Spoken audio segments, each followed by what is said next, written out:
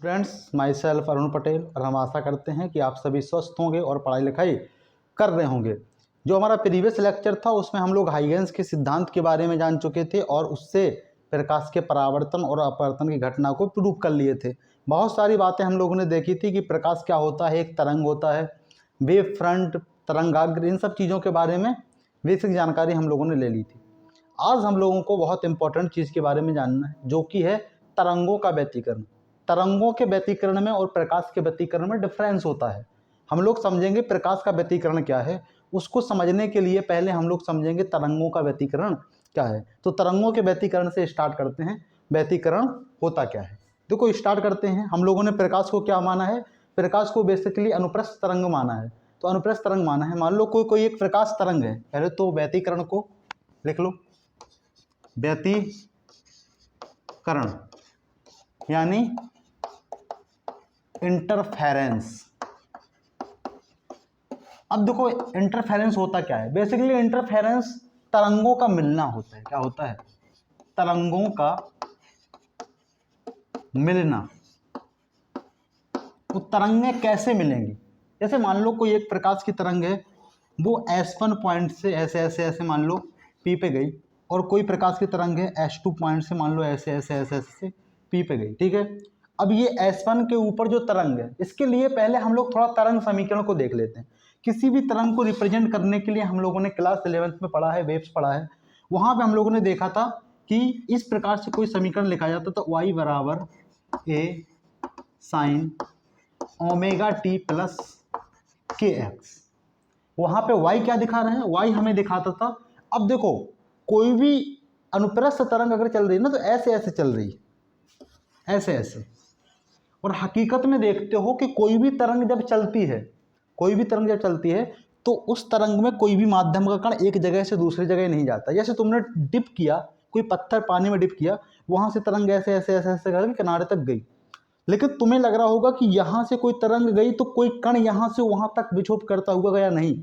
हर एक कण पार्टिकल ऐसे ऐसे ऊर्ध्वाधर गति कर रहा है। हर एक पार्टिकल ऐसे ऐसे गति कर रहा है। अगर तुम्हें क्लियर नहीं है तो अभी हम इसमें जो वीडियो प्ले कर रहे हैं उस वीडियो को देखो। यहाँ पे जो ऐसे दिख रहा है ना, हर एक पार्टिकल ऐसे ऐसे गति कर रहा है। माध्यम का प्रत्येक कण इसी प्रकार क्या कर रहा है? गति कर रहा है। और वो विक्षोभ एक जगह से दूसरी जगह जा रहा है। विक्षोभ मतलब एनर्जी एक जगह से दूसरी जगह जा रही है, ना कि कोई पार्टिकल एक जगह से दूसरी जगह जा रहा है। तो समझ में आई ना बात? अब y क्या है? y में जो पार्टिकल ऐसे गति कर रहे हैं ना, y एक तरह से मान लो तुम्हारी वर्टिकल पोजीशन है। क्या है? वर्टिकल पोजीशन है किसकी? अब वर्टिकल पोजीशन किसकी हो सकती है? पार्टिकल की वर्टिकल पोजीशन है, ठीक है ना। ए क्या है? ये ए जो है सबसे इंपॉर्टेंट टर्म है, जिसे हम लोग हिंदी में बोलते हैं आयाम बोलते हैं। क्या बोलते हैं? आयाम। और अंग्रेजों की भाषा में इसे हम लोग एम्पलीट्यूड बोलते हैं। ओमेगा क्या है? ओमेगा यहाँ पे है कोणीय आवृत्ति। क्या है? कोणीय आवृत्ति। और कोणीय आवृत्ति हम लोग जानते हैं यानी एंगुलर फ्रीक्वेंसी। यहाँ पे टी क्या है? टी वेरिएबल टाइम है। वेरिएबल टाइम क्या है? कोई तरंग एक जगह से दूसरी जगह जा रही है, धीरे धीरे टाइम क्या होता जा रहा है? चेंज होता जा रहा है। तो समय कोई फिक्स थोड़ी है। तरंग चल रही है और तरंग रुक तो सकती नहीं है, तरंग को रुका तो सकते ही नहीं है, ये तो क्लियर है ना। तो अब टाइम हमेशा वेरिएबल ही रहेगा एक तरंग ड्यूरेशन में, ठीक है ना। तो टी क्या है? Variable time. इसको लिख लो यानी चर समय। वेरिएबल टाइम अच्छा लगेगा थोड़ा सा, वेरिएबल टाइम, ठीक है। के बारे में यहां देख लेते हैं। के क्या है? के हमारा होता है तरंग संख्या यानी वेव नंबर। के को देख लो, तरंग संख्या यानी वेव नंबर्स। और तरंग संख्या का फॉर्मूला हम लोग देख लेंगे अभी, ओमेगा और के बारे में देख लेंगे। और एक्स क्या है? एक्स हमारा है, अब देखो पार्टिकल ऐसे ऐसे मोशन कर रहा है, लेकिन तरंग ऐसे ऐसे गति कर रही है और तरंग एक जगह से दूसरी जगह जा रही है। अगर हम लोग एक ग्राफ खींच दें इस प्रकार, अगर कोई एक ग्राफ खींचे समझने के लिए देखना, और तरंग ऐसे ऐसे ऐसे से चल रही है, तो पार्टिकल तो ऐसे चल रहा है, लेकिन तरंग हमारी एक्स अक्ष में गति कर रही है। तो एक्स मान लो क्या है? एक्स ये वर्टिकल है, तो ये हॉरिजॉन्टल मान लो। क्या मान लो? Horizontal position. और हॉरिजॉन्टल पोजीशन किसकी होगी? वेव्स की होगी। नहीं दिख रहा है क्या? एक्स नहीं दिख रहा, एक्स के बारे में देखो, यहाँ पे देख लो, एक्स क्या है, हॉरिजॉन्टल पोजीशन, हॉरिजॉन्टल पोजीशन है। और अगर वेव्स पढ़े हो गए, हम ऐसे ही आशा करते हैं कि क्लास 11th में वेव पढ़े हो तो वेव इक्वेशन वगैरह अच्छे से जानते हो, नहीं जानते हो तो बेसिक जानकारी y बराबर a sine omega t plus k x थोड़ा सा कम फील करके चीज़ों को क्या कर सकते हो, यहाँ से कंटिन्यू कर सकते हो। लेकिन अगर अच्छे से फील करना है तो सिर्फ NCERT पढ़ लोगे क्लास 11th का चैप्टर, तो तुम्हारे लिए एनफ नॉलेज रहेगा इसको फील करने के लिए, ठीक है ना, क्लियर है। और अगर फिर भी अब क्लास 11th में वेव्स हमने कंप्लीट नहीं किए, अभी वेव्स काफ़ी टाइम लग जाएगा वेव्स को कंप्लीट करने में, क्योंकि अभी आगे के चैप्टर्स कंप्लीट करेंगे क्लास 11th में, तब जाकर के वेव्स कंप्लीट होगा। तो हो सकता है अगर आप लोग ऑफलाइन नहीं पढ़ रहे हैं तो ऑनलाइन किसी दूसरे यूट्यूब चैनल से भी वेव्स को कंप्लीट करके यहाँ पे कंटिन्यू करेंगे, ठीक है ना, तो फील और अच्छा आएगा, वैसे भी समझ में सब कुछ आने वाला है, ठीक है ना। तो y बराबर a sine omega t plus k x में y क्या है, वर्टिकल पोजीशन है जो कि पार्टिकल की होगी, a क्या है, आयाम है, साइन तो साइन, ओमेगा ओमेगा कोणीय आवृत्ति है, t क्या है, वेरिएबल टाइम है, k क्या है, तरंग संख्या है, तरंग संख्या के बारे में भी और देख लेंगे, x क्या है, x है हॉरिजॉन्टल पोजीशन, हॉरिजॉन्टल पोजीशन किसकी होगी, वेव की, यानी वेव एक बिंदु से दूसरे बिंदु तक कितना डिस्प्लेसमेंट हुआ है वेव का, यानी वेव अगर यहाँ से यहाँ तक चली ना तो ये x हो गया, ठीक है ना, मान लो वेव यहाँ से यहाँ तक चल गई तो ये क्या हो गया, x हो गया। क्लियर है बात, क्लियर है। अब देखो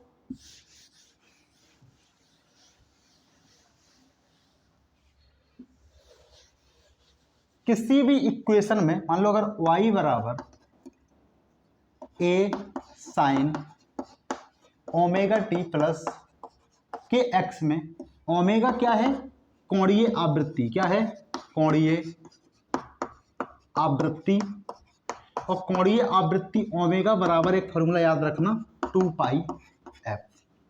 क्लियर है बात, क्लियर है। और यहाँ पे k क्या है, k है तरंग संख्या, तरंग संख्या जिसका फॉर्मूला k बराबर याद रखना 2 पाई बाई लैम्डा, ठीक है ना। ये दो फॉर्मूले क्या करना, याद रखना, k बराबर 2 पाई बाई लैम्डा। अब हम लोग आगे बढ़ते हैं। मान लो कोई वेव S1 से स्टार्ट की और P तक गई, मान लो उसने x1 दूरी को कवर किया, और कोई तरंग S2 से P तक गई और उसने x2 पोजीशन क्या की, x2 दूरी उसने चला, ठीक है ना। अगर इसका कोई तरंग इसका समीकरण S1 पॉइंट पे y1 बराबर a1 sine omega t plus के x1 है, तो यहाँ पे देख लो इसका x ही रहेगा। जब ये तरंग S1 से P तक x1 दूरी कवर करके चली जाएगी तो यहाँ पे y1 बराबर क्या हो जाएगा, a1 sine omega t plus के x1। क्लियर है। और यहाँ पे y2 बराबर क्या हो जाएगा, a2 sine omega t plus k x. और जब ये y2 तरंग P बिंदु तक x2 दूरी चल के चली जाएगी तो यहाँ पे क्या हो जाएगा, y2 बराबर a2 sine omega t plus के x2, ठीक है। कोई तरंग x2 दूरी कवर करके P बिंदु पे पहुंची तो वहां पे समीकरण क्या हो गया, y2 बराबर a2 sine omega t plus के x2। अब एक बात समझना, एक जो क्लास 11th में ही जो चीज पढ़े होगे, अध्यारोपण का सिद्धांत, क्या, अध्यारोपण का सिद्धांत। और अध्यारोपण का सिद्धांत को इंग्लिश में बोलते हैं प्रिंसिपल ऑफ सुपरपोजिशन। वो प्रिंसिपल ऑफ सुपरपोजिशन के अकॉर्डिंग देखोगे तो अगर दो प्रकाश तरंगों का क्या हो रहा है, इंटरफेरेंस हो रहा है, यानी एक बिंदु पे मिल रही हैं, तो फिर उनका जो टोटल y होगा यानी y विस्थापन होगा, y बराबर क्या हो जाएगा, y1 प्लस y2। इसमें कोई दिक्कत नहीं होनी चाहिए, ठीक है ना। y बराबर क्या हो जाएगा, y1 प्लस y2। अब देखो इतना लिख लो, उसके बाद हम लोग चलते हैं आगे।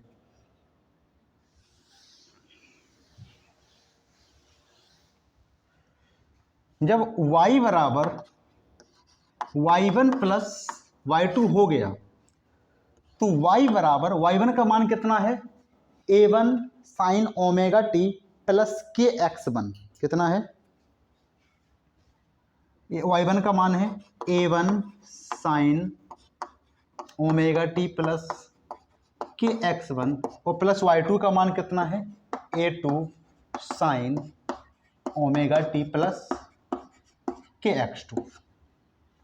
कोई दिक्कत इसमें?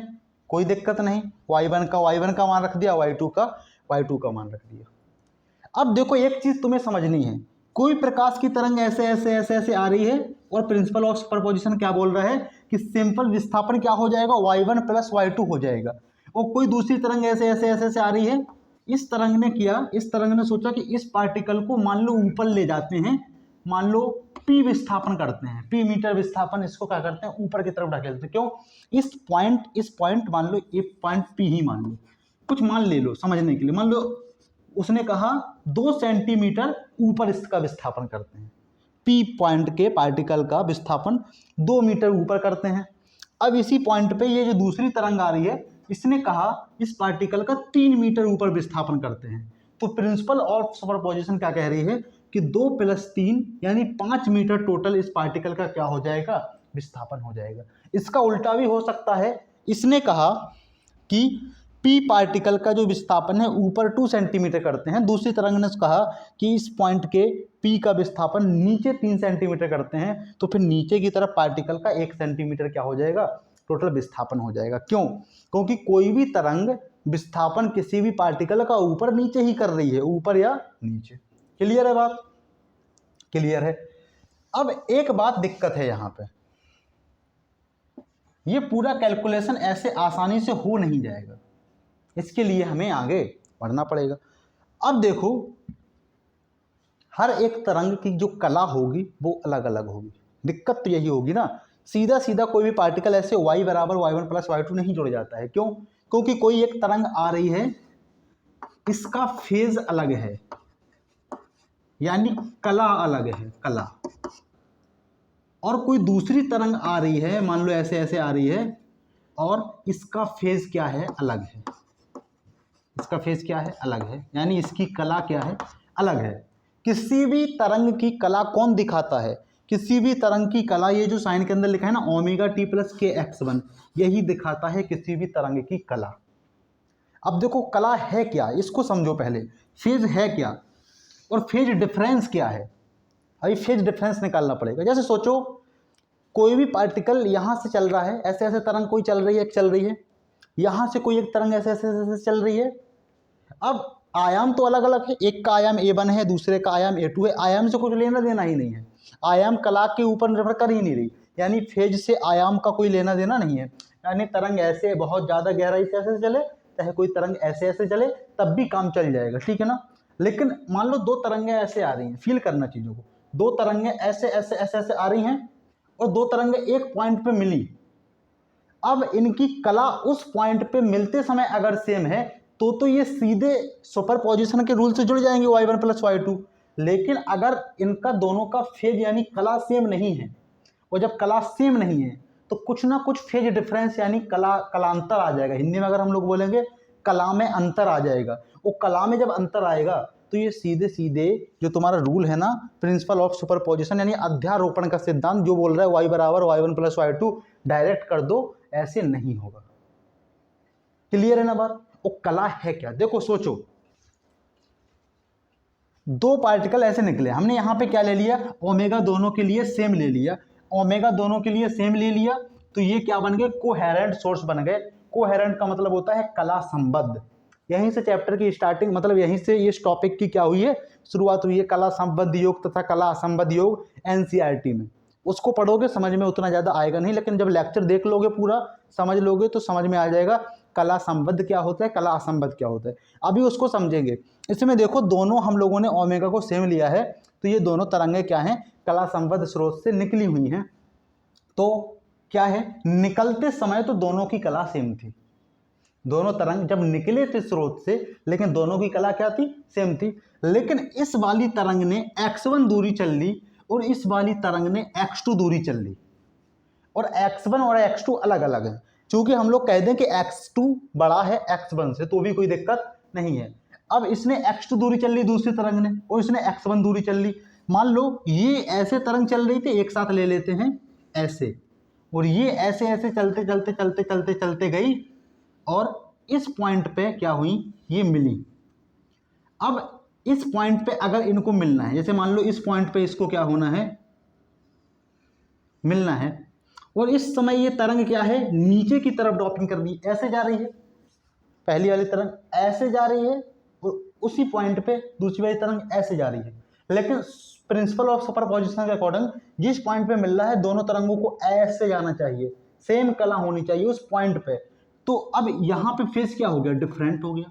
और फेज डिफरेंट होने का कारण क्या है, फेज डिफरेंट होने का कारण है पथांतर, यानी पथ में कुछ ना कुछ अंतर हो गया, दूरी में कुछ अंतर हो गया, इसने कुछ और दूरी चली, इसने कुछ और दूरी चली, और फिर क्या हो गया, फेज में डिफरेंस हो गया।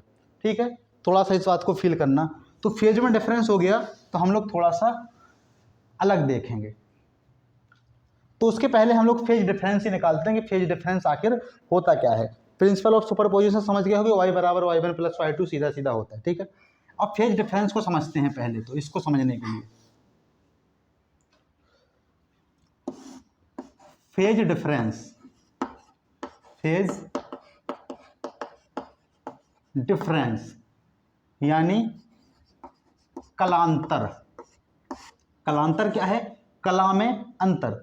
और फेज डिफरेंस दूसरी वाली तरंग की कला में से पहली वाली तरंग की कला को घटा देंगे, यानी फाई से रिप्रेजेंट करते हैं। फेज डिफरेंस को किससे, कलांतर को फाई से रिप्रेजेंट करते हैं। फाई बराबर क्या हो जाएगा, omega t plus k x two, omega t plus k x two minus क्या हो जाएगा, omega t minus k x one, minus omega t और माइनस के एक्स वन। यहाँ देखो ओमेगा टी में से ओमेगा टी क्या हुआ, कैंसिल, क्या आ गया, फाई बराबर k x two minus k x one. Phi बराबर के कॉमन ले लो, x two minus x one, और फाई बराबर क्या आ जाएगा, यहाँ से आ जाएगा फाई बराबर के डेल्टा एक्स, क्योंकि x two minus x one को क्या ले लिए, डेल्टा एक्स ले लिए। तो यहाँ से देखोगे डेल्टा एक्स और के क्या है, के तो हमारा तरंग संख्या है और के का मान क्या है, 2 पाई बाई लैम्डा।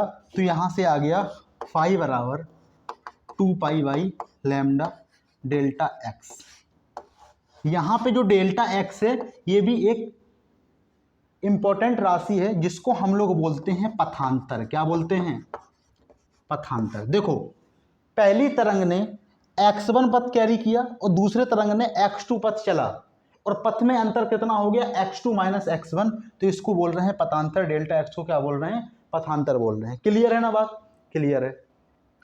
तो ये तो क्या हो गया, फेज डिफरेंस हो गया, फाई बराबर 2 pi by lambda delta x. अब देखो समझना पड़ेगा,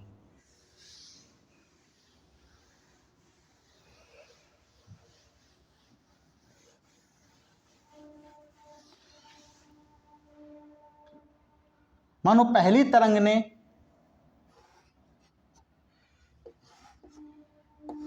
A1 आयाम चला और दूसरी तरंग ने A2 आयाम चला। आयाम ही तो किसी तरंग के किसी पॉइंट के पार्टिकल, किसी तरंग के किसी पॉइंट के पार्टिकल की दिशा बता रहा है। कहीं पे किसी पॉइंट पे किसी पहली तरंग का पार्टिकल ऐसे भाग रहा है और उसी समय उसी पॉइंट का पार्टिकल ऐसे भाग रहा है, ठीक है ना। तो दोनों पार्टिकल अलग अलग भाग रहे हैं तभी फेज में अंतर आएगा। अगर एक साथ एक समय पे ऐसे ऊपर गए एक समय पे नीचे गए तो फिर तो क्या होगी, कला सेम हो गई और कोई दिक्कत ही नहीं है। उसमें क्या हो जाएगा, कलांतर यानी फेज डिफरेंस क्या हो जाएगा, 0 हो जाएगा और फिर वो दोनों आपस में सीधा प्रिंसिपल और सुपरपोजिशन से जुड़ जाएंगे। लेकिन अगर एक ही पॉइंट पे किसी एक का आयाम की दिशा अलग है दूसरे के आयाम की दिशा अलग है तो दोनों के बीच में फाई यानी फेज डिफरेंस का एंगल है, तो फिर क्या होगा। देखो मान लो पहले जो तरंग थी उसका आयाम A1 था और दूसरे का A2 था, तो दोनों के बीच में जो एंगल है वो कितना है, फाई है।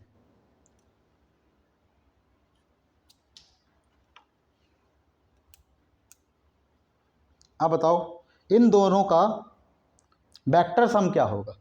तरंग से जानते हैं, अगर मान लो इधर कहीं पे क्या है AR, मान लो कोई वेक्टर है A1 और A2 का, दोनों के बीच में एंगल फाई है। याद करो वेक्टर अगर पढ़े होगे, वेक्टर में एक वेक्टर और दूसरे वेक्टर के बीच में कोण फाई है और दोनों दो वेक्टरों का सम करना है, टोटल निकालना है। दो वेक्टरों का सम कैसे होता है, अगर उनके बीच में एंगल कुछ है तो सीधी सी बात है अगर ए आर की बात कर रहे हो तो ए आर बराबर आ जाएगा under root A1 square plus A2 square plus A2 square plus 2A1 A2 और कॉस, और दोनों के बीच में एंगल कितना है 5 cos 5।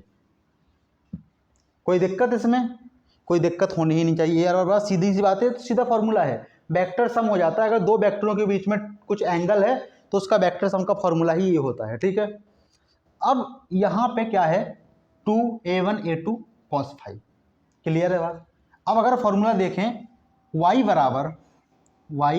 बराबर क्या था y1 sine omega t plus के x1 और plus y2 sine omega t plus के x2। ये क्या था? एक फॉर्मूला था। अब एक बात समझना, दो तरंगें x1 दूरी चल के जा रही हैं और x2 दूरी चल के जा रही हैं, किसी एक पॉइंट पे मिल रही हैं और उनका इंटरफेरेंस हो रहा है। अब समझो तुमने एक दूरी फिक्स कर दी कि तरंग एक जगह से इस बिंदु से उस बिंदु तक जा रही है, उस तरंग को इस बिंदु से उस बिंदु तक चलने में एक फिक्स टाइम ही तो लगेगा। सीधी सी बात, इसने x1 दूरी चली, मान लो इसने x1 दूरी चली तो x1 दूरी में जितना समय लगा वो फिक्स समय हो गया। अब यहाँ पे टाइम वेरिएबल नहीं है, तुमने यहाँ पे टाइम फिक्स कर दिया, x1 भी फिक्स हो गया, तुमने यहाँ पे टाइम फिक्स कर दिया और x2 भी फिक्स हो गया। ओमेगा तो दोनों के लिए क्या ही है, फिक्स है। और फिर ये y क्या है, y तो ऐसे गति कर रहा है ना, वर्टिकल कोई पॉइंट पे जो कण है माध्यम का वो गति कर रहा है। तो हकीकत में देखा जाए तो अब ये जो इक्वेशन है ना, ये पूरी equation y1 sine omega t plus के x1 plus y2 sine omega t plus के x2, ये जो इक्वेशन है ये किसी वेव की इक्वेशन नहीं है। ये इक्वेशन जो बनी है, ये जो समीकरण बना है, ये उस पॉइंट P जहां पे इंटरफेरेंस हो रहा है उस पॉइंट के सरल आवर्त गति का क्या बना है, समीकरण बना है। क्या बात कर रहे हो, बिल्कुल सही बात कर रहे हैं, सरल आवर्त गति का समीकरण बना है। और क्योंकि कोई पार्टिकल सरल आवर्त गति ही करता है किसी तरंग में, और सरल आवर्त गति का ही फॉर्मूला है, वो पार्टिकल P पे ऐसे ऐसे ऐसे ऐसे क्या कर रहा होगा, सरल आवर्त गति कर रहा होगा, उस गति का क्या है, ये समीकरण है। जब सिंपल हार्मोनिक मोशन पढ़ोगे तो वहां पे भी इसी प्रकार की इक्वेशंस मिलती हैं, ठीक है ना। अब ये क्या है, एक प्रकार से सरल आवर्त गति का क्या है, समीकरण, इसमें कंफ्यूजन नहीं होनी चाहिए। अब यहां पे क्या है, ए आर है। अब ये रियल में एम्पलीट्यूड वेक्टर कितना आ गया, ए आर आ गया। जो आने वाला पार्टिकल जिस पे इंटरफेरेंस हुआ है उस पार्टिकल का जो आयाम है वो ए आर होगा, इतना पता चल गया तुम्हें, ठीक है। तो देख लो, एक समीकरण लिख लेते हैं, वाई आर बराबर एम्पलीट्यूड है ए आर, कितना है ए आर, यहाँ पे y1 नहीं, हाँ सही है, नहीं नहीं नहीं y1 नहीं, y1 प्लस y2 होता है ना a1 और यहाँ पे a2, इस बात को याद रखना, ठीक है ना। y बराबर a1 sine omega t plus के x1 a2 sine omega t plus के x2, जल्दी जल्दी में y1 y2 वहाँ पे लिखा, ठीक है। वाई आर बराबर एम्पलीट्यूड कितना हो जाएगा, A R sine omega t plus, अब a1 है ना यहाँ पे, तो ओमेगा टी प्लस के x1 और प्लस, मान लो ये कोण थीटा है, कितना है थीटा, ठीक है। Already A R sine omega t plus के x1 यहां तक तो है ही, उससे थीटा ऊपर क्या है, ए आर है, कितना थीटा ऊपर, तो ओमेगा टी प्लस के x1 तो लिख ही गया, प्लस थीटा कर दो, तो ये होगी तुम्हारी इक्वेशन। देख रही है ना क्या है इक्वेशन, वहां पे कट गई थोड़ी सी। देखो यहाँ पे हम बोले दे रहे वाई आर बराबर A R sine omega t plus के x1 प्लस थीटा, इसको इधर लिखे दे रहे, वाई आर बराबर A R sine omega t plus के x1 तक तो थी, उससे कितना थीटा आगे, तो प्लस थीटा, ये बन गया वाई आर का समीकरण, ठीक है ना। और ये किस चीज का समीकरण है, जिस पॉइंट पे माध्यम के जिस पॉइंट पे क्या हो रहा है, इंटरफेरेंस हो रहा है, उस पॉइंट के कण के सरल आवर्त गति का समीकरण है भैया, ये किसी वेव का समीकरण नहीं है, ठीक है ना। ठीक है, अब आगे बढ़ते हैं, इसको लिख लो, मिटाते हैं इसे। एक बात बताओ, अब तुम्हें फाई तो पता है कि फेज डिफरेंस है, फाई का फॉर्मूला है 2 pi by lambda delta x, पथांतर डेल्टा एक्स है, एक तरंग ने x2 दूरी कवर की, दूसरे ने x1, निकाल लोगे, लैम्डा पता है 2 पाई, तो तुम फाई का मान तो निकाल ही लोगे। लेकिन तुम यहाँ थीटा का मान कैसे बताओगे? और थीटा देखो, ऐसे तो बोल नहीं दोगे कि a1 से थीटा दूरी पे AR है, नहीं, इसका एक फॉर्मूला होता है जो कि होता है tan थीटा बराबर A2 साइन फाई बटे A1 plus A2 cos phi. Vector में जाओगे तो वहां से पता चल जाएगा, ठीक है। वेक्टर में ये वाला फॉर्मूला क्या हुआ है, डिस्कस हुआ है। tan थीटा बराबर, दोनों के बीच में एंगल कितना है, फाई है, तो A2 साइन फाई बटे A1 plus A2 cos phi, ठीक है ना। ये फॉर्मूला भी लिख लेना बगल पे। ये जो फॉर्मूला है ये थीटा की जानकारी दे रहा है। अगर तुम्हें A1 और A2 के बीच में A1 A2 पता है, A1 A2 का परिमाण पता है, और तुम्हें फाई पता है, तो फिर तुम वहां से थीटा का मान निकाल सकते हो ना। थीटा बराबर कितना हो जाएगा, थीटा बराबर हो जाएगा tan इनवर्स, और बाकी पूरा यही हो जाएगा A2 साइन फाई बटे A1 plus A2 cos phi, ठीक है ना, ठीक है।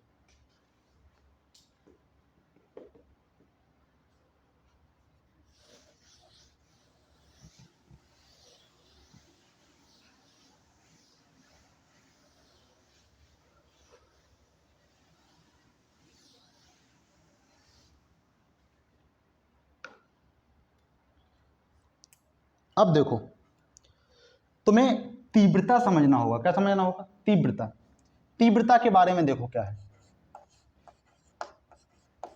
तीव्रता यानी इंटेंसिटी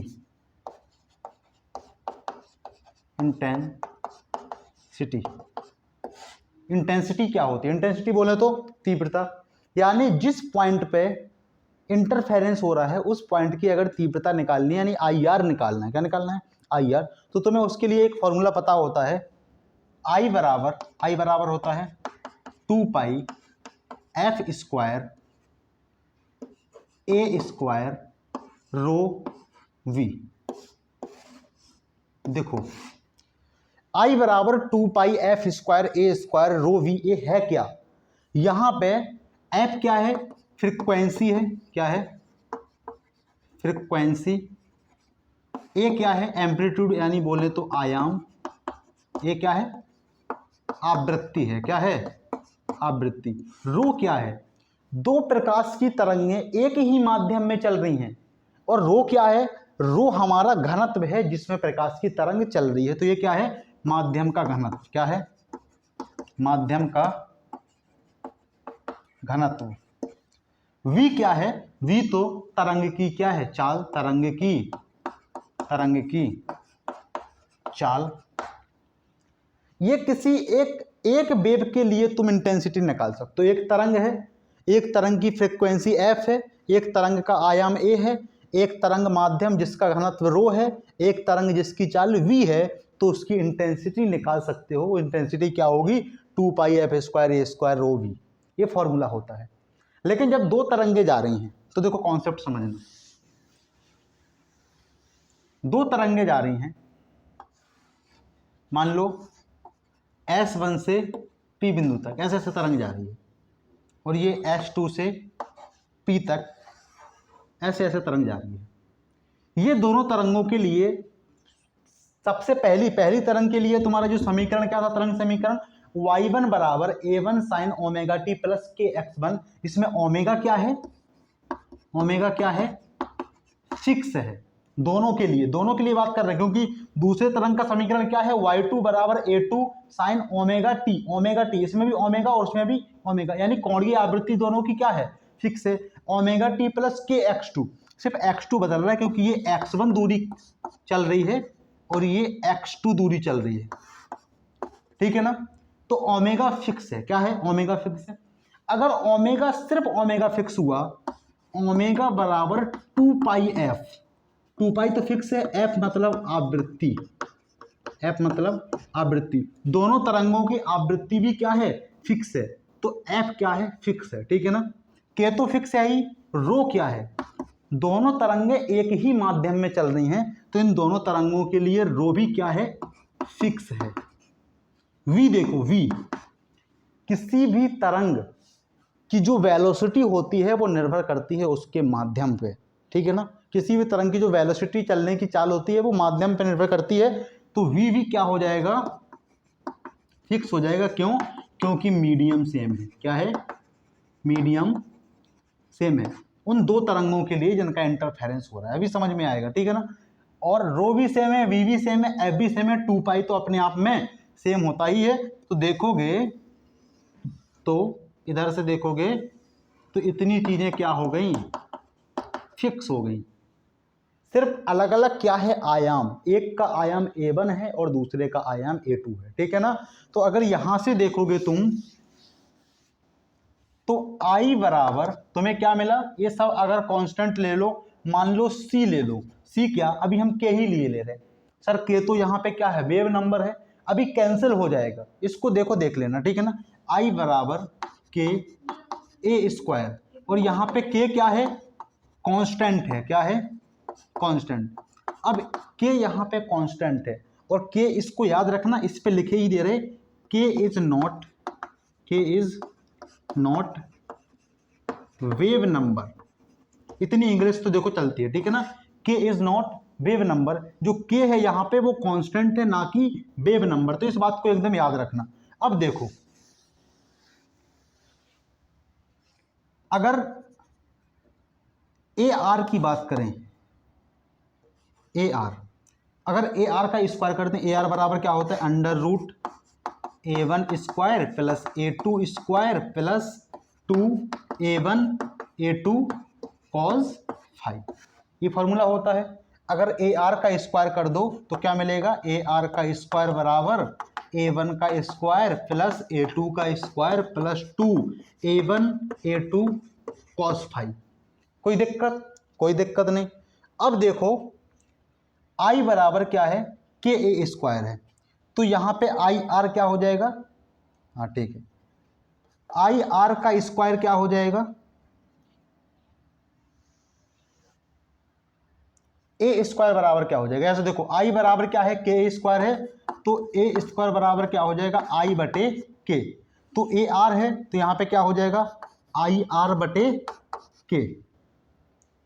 चौक चेंज करते हैं, तब तक वेट करो।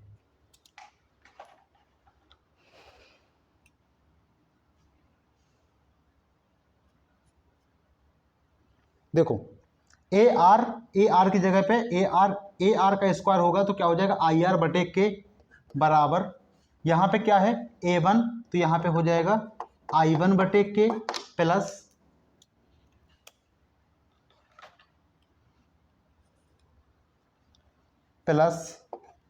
A2 है तो I2 बटे के प्लस 2। अब A1 का स्क्वायर तो था I1 बटे के, लेकिन ये सिर्फ A1 है तो क्या हो जाएगा, अंडर रूट I1 बटे के, और इंटू क्या हो जाएगा, A2 भी क्या हो जाएगा, अंडर रूट I2 बटे के इंटू कॉस फाइव। कोई दिक्कत? कोई दिक्कत नहीं। यहां से कॉमन लो के दिख रहा है क्या, रुको अच्छा एक सेकंड, इसको थोड़ा ऊपर लिखते हैं, प्लस 2A1 A2 है ना, तो 2A1 की जगह पे क्या रखोगे, अंडर रूट, सही है, अंडर रूट I1 बटे के इंटू अंडर रूट I2 बटे के और कॉस फाइव। देखो अंडर रूट के कट के क्या आ जाएगा, सिर्फ के ही आ जाएगा, के कॉमन के, सब जगह के क्या है, कॉमन है, तो क्या आ गया, IR बराबर, यहां लिख लो IR बराबर क्या आ गया, I1 plus I2 plus 2 under root I1 I2 cos five.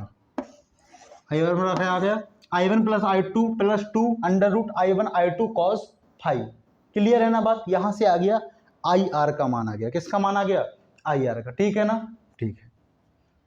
अब इंटेंसिटी जान लिए, अब हम लोग थोड़ा सा जो डिस्कशन है वो करेंगे कोहेरेंट सोर्स के बारे में। कोहेरेंट सोर्स क्या होता है, यानी कला संबद्ध और कला असंबद्ध स्रोत होते क्या हैं। दो स्रोत अगर कला संबद्ध हैं, अगर दो स्रोत कला संबद्ध हैं तो क्या होगा, देखो सुनो, दोनों से निकलने वाली जो तरंगे हैं, मान लो एक ये स्रोत है, इससे कोई तरंग निकल रही है, ये निकल रही है, और कोई मान लो ये स्रोत है, उससे ये तरंग निकल रही है, ऐसे ऐसे निकल रही है। इस तरंग का ओमेगा और इस तरंग का ओमेगा क्या है, सेम है। और जब ओमेगा सेम रहेगा तो देखो इस तरंग का जो फेज होगा वो क्या होगा, मान लो इसने दूरी चल ली x1, दूरी चल ली, कितनी चल ली x1, तो इसका फेज क्या होगा, ओमेगा टी प्लस के x1, ठीक है। और इसका फेज क्या हो जाएगा, इसका फेज हो जाएगा ओमेगा टी प्लस के x2, ठीक है। जब फेज डिफरेंस की बात करोगे, फेज डिफरेंस की बात करोगे, इसमें से ये घटता है और क्या आ जाता है, सीधा सीधा आ जाता है फाई बराबर के डेल्टा एक्स, यानी यहां कहीं पे भी टी नहीं आया है। क्यों, क्योंकि ओमेगा टी में से ओमेगा टी क्या हो गया, कट गया। तो हेडिंग डालो कला संबद्ध स्रोत, कला संबद्ध स्रोत, कला संबद्ध स्रोत। यहां पे देखो जो फाई का मान है वो टी के ऊपर निर्भर नहीं कर रहा है, टाइम के ऊपर निर्भर नहीं कर रहा है। तो कला संबद्ध स्रोत ऐसे स्रोत होते हैं, या तो तुम ऐसे बोल सकते हो दोनों से निकलने वाली तरंगों, दोनों से निकलने वाली तरंगों का फेज यानी कला निकलते समय क्या होता है, दोनों का बराबर होता है। लेकिन अच्छी थ्योरी नहीं है, दोनों तरंगों का फेज डिफरेंस समय पर निर्भर नहीं करता है, यानी दो कला स्रोत कला संबद्ध होंगे अगर उनका कलांतर समय पर निर्भर ना करें, ठीक है ना। तो ये हम लोग थ्योरी लिखेंगे, ठीक है ना, क्योंकि यहाँ पे फाई बराबर के डेल्टा एक्स आ गया है जो कि समय पर निर्भर नहीं कर रहा है। तो यहाँ पे लिख दो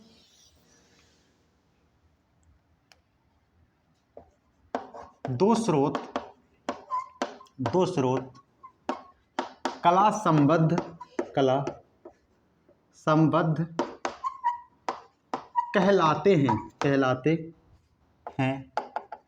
हैं यदि उनका, दो स्रोत कला संबद्ध कहलाते हैं यदि उनका कलांतर इंग्लिश में लिखो फेज डिफरेंस, ठीक है ना, कलांतर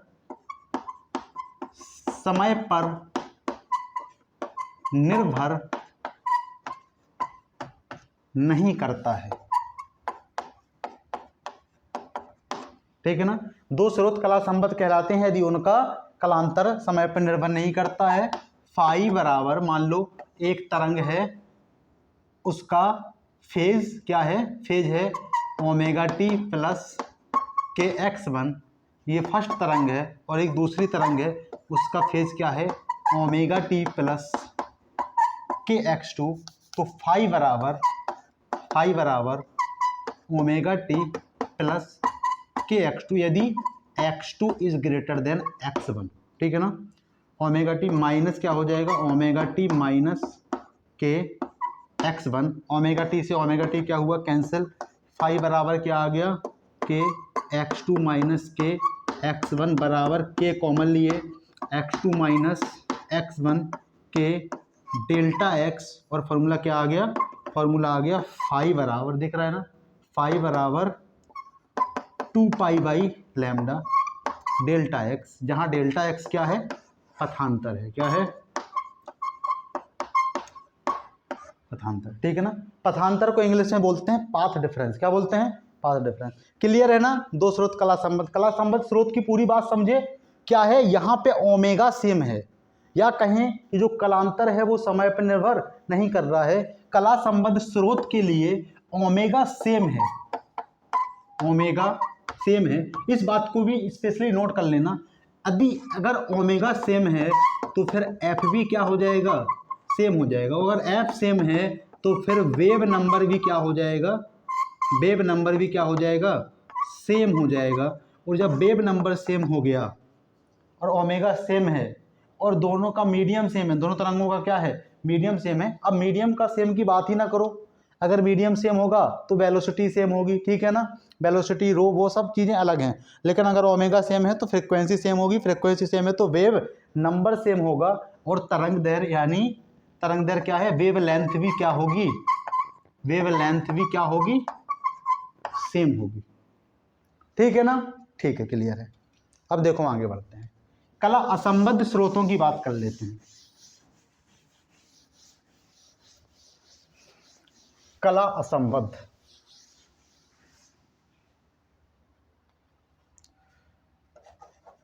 कला असंबद्ध स्रोत। और कला असंबद्ध स्रोत क्या होते हैं?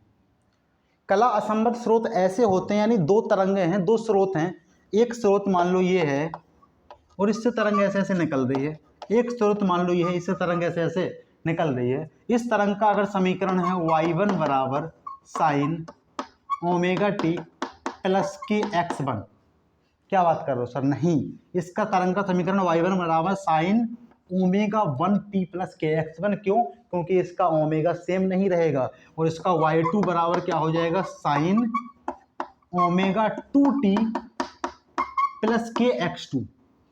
इस बात को समझना पड़ेगा, इसका y1 बराबर sine omega t plus k x one, इसका y2 बराबर sine omega t plus k x to. और जब इसका फेज डिफरेंस यानी फाई निकालोगे तो फाई कैसे निकालोगे, omega 2t plus k x two minus omega 1t minus k x one. ये बड़ा ची ची कर रही है, एकदम ची ची ची ची ची, चौक भी चिल्ला रही है आज। क्या ऐसा टॉपिक है कि तुम लोग भी रगड़ रहे हो और चौक भी रगड़ रही है, ठीक है ना, रगड़ तो नहीं रहे हो, सो तो नहीं रहे हो ना, सोना नहीं है। जो टॉपिक थोड़ा सा चैलेंज करते हैं उनको करने में और ज़्यादा मज़ा आना चाहिए, ठीक है ना। चौक चिल्ला है लेकिन तुम लोग नहीं चिल्लाओगे, शांति से पढ़ाई करनी है। Omega 2t minus omega 1t, और यहाँ प्लस क्या है, के x two minus k x one. Phi बराबर टी क्या लो, कॉमन लो, तो ओमेगा 2 माइनस ओमेगा 1, और प्लस यहाँ के कॉमन लो तो x2 माइनस x1 यानी क्या हो जाएगा, के डेल्टा x हो जाएगा। क्लियर है ना बात। यहाँ पे ये क्या है, टाइम है, क्या है, टाइम। और यहाँ पे फाई यानी कालांतर समय पर निर्भर कर रहा है, इसलिए ये दोनों स्रोत क्या हैं, ये दोनों स्रोत क्या हैं, कला असंबद्ध हैं। अब यहाँ पे हम थ्योरी नहीं लिखवा रहे हैं, लिख लो। देखो, दो स्रोतों से निकलने वाली तरंगों का कलांतर समय पर निर्भर कर रहा है तो ऐसी तरंगें कला असंबद्ध स्रोत, कला असंबद्ध स्रोत कहलाएंगे। दो स्रोत हैं, दो स्रोतों से दो तरंगें निकल रही हैं, दोनों तरंगों का जो कलांतर है यानी फेज डिफरेंस है वो समय पर निर्भर कर रही हैं, और कलांतर समय पर निर्भर करे तो वो स्रोत कला असंबद्ध स्रोत होते हैं। ठीक है ना, क्लियर है। पानी पी लें, रुको फिर।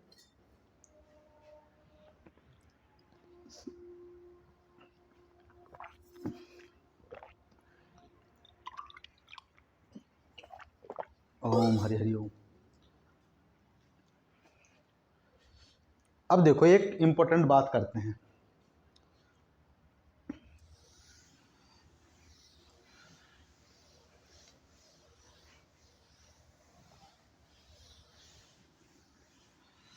जो व्यतिकरण होता है वो दो प्रकार का होता है, एक होता है विनाशी व्यतिकरण, एक होता है संपोषी व्यतिकरण, यानी कंस्ट्रक्टिव और डिस्ट्रक्टिव। और कंस्ट्रक्टिव यानी संपोषी व्यतिकरण, और डिस्ट्रक्टिव मतलब विनाशी व्यतिकरण। तो यहाँ पे हम लोग पॉइंट करके लिखे ले रहे, ठीक है ना। यहाँ पे लिखे ले रहे संपोषी, जिससे जल्दी क्या हो जाएगा, कंप्लीट हो जाएगा, समझ में भी आएगा। देखो, संपोषी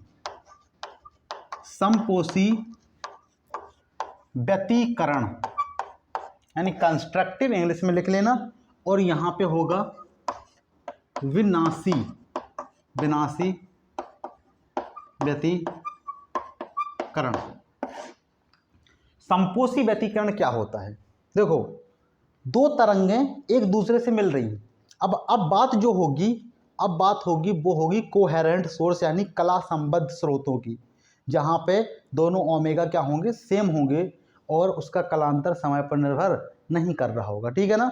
अब कोहेरेंट सोर्स की ही बात होगी यहाँ दोनों के लिए। एक बात समझना पड़ेगा, दो तरंगें कोहेरेंट सोर्स हैं तो उनमें दोनों तरंगों में मैक्सिमम चीज़ें तो क्या हैं, सेम है। सिर्फ दो चीज़ें अलग हैं, या तो तीव्रता अलग है दोनों तरंगों की उस पॉइंट पे, और दूसरी चीज़ ये यानी आयाम अलग है। और आयाम तो क्या है, जब कोई दो तरंगों का क्या हो रहा है, व्यतिकरण हो रहा है, तो वहाँ पे आयाम क्या है, AR है। और जब दो तरंगों का व्यतिकरण हो रहा है उस पॉइंट पे तीव्रता क्या है, IR है।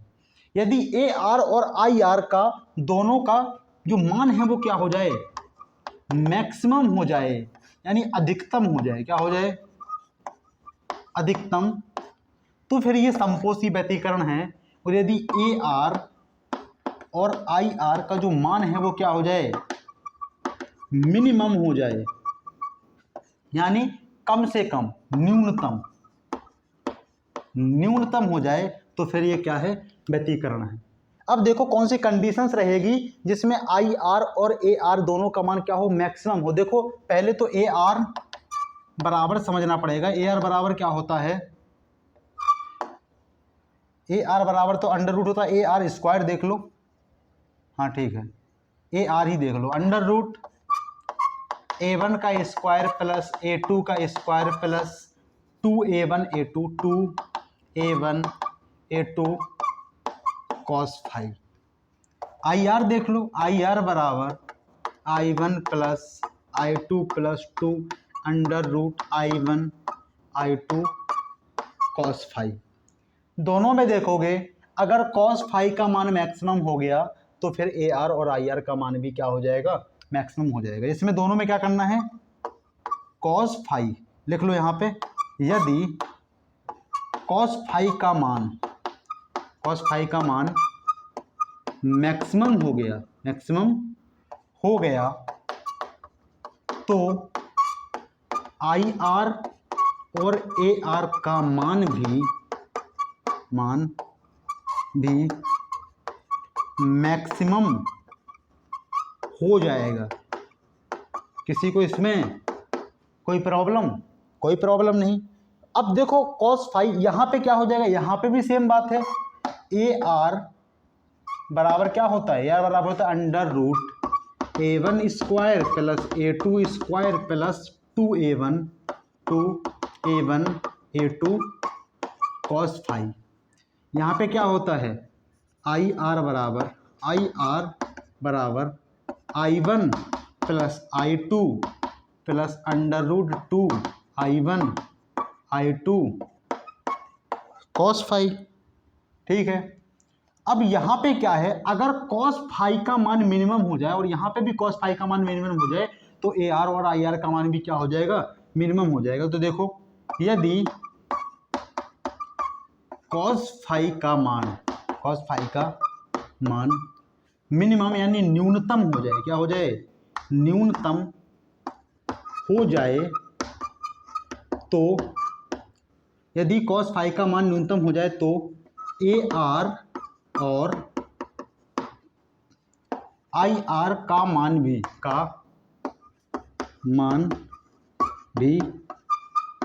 न्यूनतम हो जाएगा। एक बात समझो, इस फॉर्मूला में बाकी सब चीजें तो सही हैं, cos फाई ही डिपेंड कर रहा है कि AR का मान कम होगा कि ज्यादा होगा। अब तुम्हें इसके लिए cos फाई का मान अधिकतम करोगे तो समपोषी व्यतिकरण, और cos फाई का मान मिनिमम करोगे तो फिर विनाशी व्यतिकरण। और cos फाई के बारे में अगर देखो तो cos फाई का सबसे कम मान -1 हो सकता है और सबसे अधिक मान +1 हो सकता है। ये बात तो जानते हो, उसकी रेंज ही होती है -1 से 1। ठीक है ना। उसका तुम लोगों ने क्या देखा है, cos फाई का इतना लिख लो। हम इस थ्योरी को मिटाते हैं तो तुम्हें थोड़ा सा ग्राफ दिखाते हैं cos फाई का, दर्शन करवाते हैं cos फाई के। किसके, cos फाई के। देखो बेटा cos फाई का ग्राफ, अगर cos फाई के ग्राफ की बात करो तो cos फाई का ग्राफ ऐसे होता है। ऐसे इधर चले जाओ, माइनस की तरफ नहीं, ये क्या है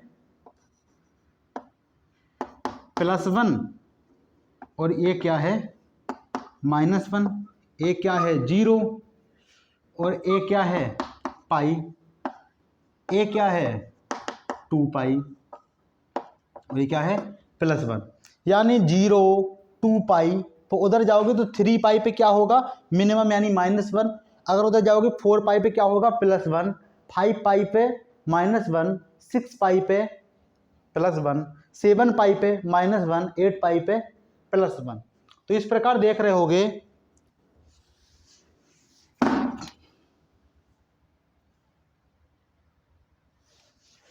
इस तरह तुम लोग देख रहे होगे। सकारात्मक सोच के साथ क्या करना है, लेक्चर को आगे लेके चलना है, ठीक है ना। कोई भी सोएगा नहीं, कोई भी रोएगा नहीं, क्योंकि सकारात्मक सोच क्या है बहुत ज़रूरी है। बहुत सारे डिस्ट्रैक्शन होते हैं, ठीक है ना, बहुत सारी क्वालिटी किस चीज़ की देखना है, क्वालिटी लेक्चर में क्या है उसकी नहीं देखना है, क्या पढ़ाया जा रहा है उसकी देखना है, ठीक है ना। तो क्वालिटी पे फोकस करोगे, फालतू की क्वालिटी मतलब क्वालिटी, पढ़ने की क्वालिटी, डेप्थ कितनी डेप्थ में जा रहा है लेक्चर, ठीक है ना, उसकी क्वालिटी पे फोकस करो और फालतू की क्वालिटी पे बहुत ज़्यादा फोकस ना करो, ठीक है। देखो अब यहाँ पे तुम्हें cos फाई का मैक्सिमम मान चाहिए, क्या चाहिए मैक्सिमम मान, जो कि कितना है +1 है, और यहाँ पे तुम्हें cos फाई का क्या चाहिए मिनिमम मान चाहिए, जो कि कितना है -1 है, ठीक है ना। और cos फाई का मैक्सिमम मान जब मिलेगा जब फाई का मान क्या हो जाएगा 0 2 पाई 4 पाई 6 पाई 6 8 10 इस प्रकार। और यहाँ पे तुम्हें cos फाई का न्यूनतम मान मिलेगा यदि फाई का मान क्या हो जाएगा पाई 3 पाई 5 पाई 7 पाई। इधर देख रहे हो ना, इधर सम संख्या में क्या है पाई का गुणनफल, अगर ये सब मान रखोगे cos 0 का मान भी +1, cos 2 पाई का मान भी +1, cos 4 पाई का मान भी +1, cos 6 पाई का मान भी +1, यहाँ पे cos पाई का मान भी -1, cos 3 पाई का मान भी -1, cos 5 पाई का मान भी -1 और cos 7 पाई का मान भी क्या होगा -1 होगा। क्लियर है बात, क्लियर है। अब देखो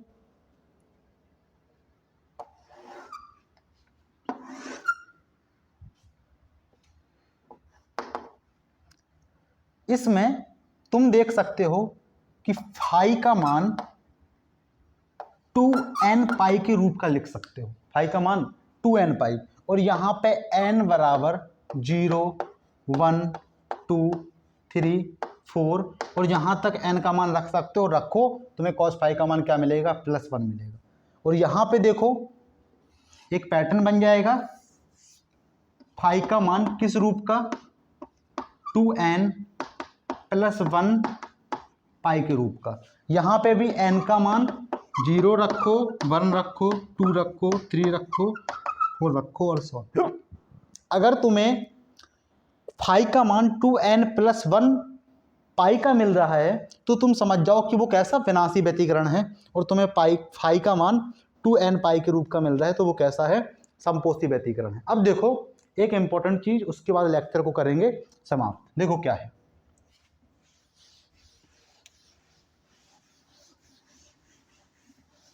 समपोषी व्यतिकरण में क्या हो रहा है इसको देखना। देखोगे समपोषी व्यतिकरण में cos फाई का मान +1 लिया जा रहा है। यहाँ पे देखो AR बराबर देखोगे √A1 का स्क्वायर प्लस A2 का स्क्वायर प्लस 2A1 A2 और cos फाई का मान +1 रखोगे तो क्लियर है। अब देखो AR बराबर ये A1 प्लस A2 का होल स्क्वायर बन गया क्या, A1 square plus A2 square plus 2A1 A2, A1 plus A2 का क्या हो गया स्क्वायर। जब A1 प्लस A2 का होल स्क्वायर रूट के अंदर रहेगा तो वो क्या निकल के आएगा A1 प्लस A2। देखो